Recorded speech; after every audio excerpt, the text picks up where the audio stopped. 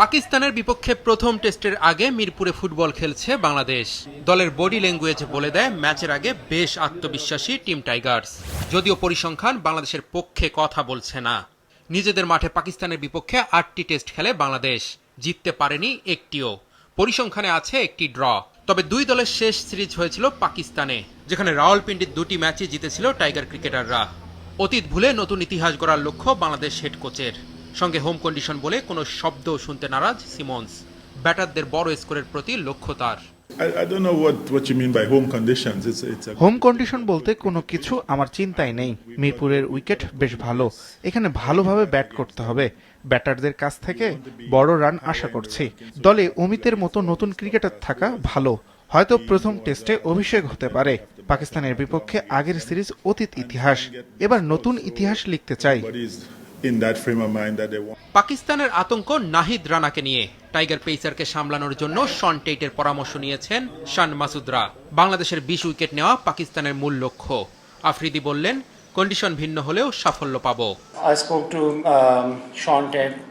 নাহিদ রানা সম্পর্কে আরও জানার জন্য বাংলাদেশের পেস বোলিং কোচ শন টেইটের সঙ্গে কথা হয়েছে। সে বাংলাদেশের ভবিষ্যৎ। বর্তমানে নাহিদ রানা দারুণ ফর্মে আছে। আশা করব আমাদের বিপক্ষের ম্যাচে যাতে তার ভালো ফর্ম না থাকে। সিরিজ ভালো খেলাই আমাদের লক্ষ্য। ঢাকার কন্ডিশনে আশা করি সাফল্য পাবো।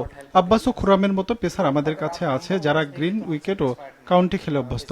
এছাড়া সাজিদ ও নোমানির স্পিনও বেশ কার্যকারী। আমাদের লক্ষ্য প্রতিপক্ষের 20 উইকেট ও জয়। পাকিস্তানের চেয়ে বাংলাদেশের পেস ইউনিটকে এগিয়ে রাখছেন ফিল সিমন্স। নাহিদ রানার ওপর চাপ বেশি পড়ছে, তাই পরপর 2 টেস্ট তাকে খেলানো হবে কিনা সেই ভাবনাও আছে টিম ম্যানেজমেন্টের। প্রতিপক্ষের ব্যাটাররা যে নাহিদকে সামলানোর উপায় খুঁজবেন এটা জানা আছে সিমন্সের। বিশ্বকাপের দিকে চোখ রেখে এখন থেকেই দল গোছানোর কাজ করছে হেড কোচ। নাহিদ রানার সবচেয়ে বড় গুণ পরিস্থিতি অনুযায়ী তার বোঝার ক্ষমতা। সে জানে এই মুহূর্তে তার কি কাজ এবং কোথায় সেটা করতে হবে। মানসিকভাবে সে প্রস্তুত ম্যাচ খেলার জন্য। নাহিদের মধ্যে যে বিশেষ মেধা আছে তা ম্যাচের মোমেন্টাম বদলে দিতে পারে। প্রথম টেস্টের পর সে কতটুকু ফিট সেটার উপর নির্ভর করবে সিলেটে তার মাঠে নামা। আমরা সবাই বিশ্বকাপের জন্য প্রস্তুতি নিচ্ছি। ছেলেরা জানে তাদের কি করতে হবে। মিরপুরে 8 মে শুরু হবে বাংলাদেশ পাকিস্তান প্রথম টেস্ট।